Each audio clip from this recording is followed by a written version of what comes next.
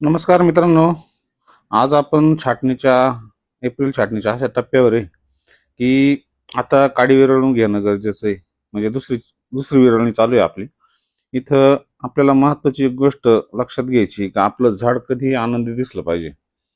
तरच आपल्याला पुढच्या सगळ्या गोष्टी, आपल्या पानांवर चमक कायम पाहिजे, पाण्याचं योग्य नियोजन, काडीचं नियोजन, बगलफुटीचं नियोजन. ह्यावेळेस ही बगलफूट आपल्याला 2 वेळा काढून घेणं गरजेचं आहे. आणि बोर्डो सारख्या फवारण्याला अजून थांबून घेऊन स्पार्चिंग न येण्यासाठी नॅनो बोर्डो असे फवारण्या आपल्याला केल्या पाहिजे.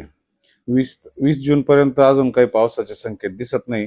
थोडासा कमी जास्तच पाऊस यावर्षी राहणार आहे. म्हणजे काही ठिकाणी खूप पाऊस पडेल, काही ठिकाणी कमी पडेल. असा सरासरीपेक्षा काही ठिकाणी जास्त पण पडू शकतो, काही ठिकाणी कमी पण पडू शकतो, असा हवामान तज्ज्ञांचा एक अंदाज आहे. तर इथून आपल्याला पुढं 1 ते 2 स्प्रे अजून युरॅसिल 6 चे घेतले तरी चालतील, त्याचा फायदाच होईल. आता मी या प्लॉटला बडमास्टरचे 2 स्प्रे झाले माझे.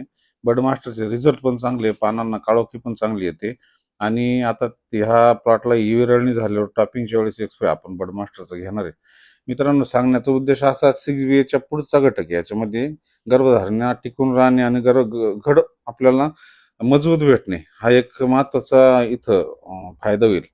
शक्यतो यावर्षी खूप उन्हामुळे गर्भधारणा होईल, पण घड कमकुवत निघण्याचे चान्सेस खूप राहणार आहे. त्याच्यामुळे आतापासून आपल्याला ही सावधगिरी बाळगणं गरजेचं आहे. काही लोक खूप कमी पाणी देत आहे, ताण देत आहे, पण असं न करता शक्यतो पाण्याचा वापर थोडासा नियमित आपला रेग्युलर ठेवा. खूप ताण देऊ नका. आपले पानं सुकलेले नाही दिसले पाहिजे. पानं कधी तजेलदार चमक पानांवर दिसली पाहिजे, ही गोष्ट लक्षात ठेवा.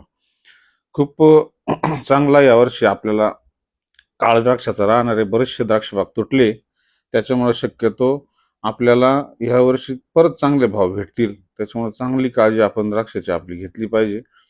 काडी व्यवस्थित बनवणं, काडी तयार करणं, पानं टिकवणं, पानं शेवटपर्यंत टिकले तर आपल्याला छाटणीचा काळ पण ठरवता येतो व्यवस्थित. किंवा पानं जर गळून गेले लवकर तर आपल्याला अवेळी छाटणी घ्यावी लागते. त्याचा परिणाम आपल्या घड निर्मितीवर, आपल्या सूक्ष्म घड जिरण्यावर, याच्यावर होत राहतो. ही गोष्ट कधी लक्षात घ्यायची. एकदम असं चांगल्या काड्या विरळून, पानं व्यवस्थित संख्या ठेवून, आणि प्रत्येक पानाला, प्रत्येक काडीला ऊन लागलं पाहिजे, ही काळजी आपल्याला घ्यायची. मित्रांनो, व्हिडिओ आवडला असेल तर शक्यतो शेअर करा, फॉलो करा, लाईक करा.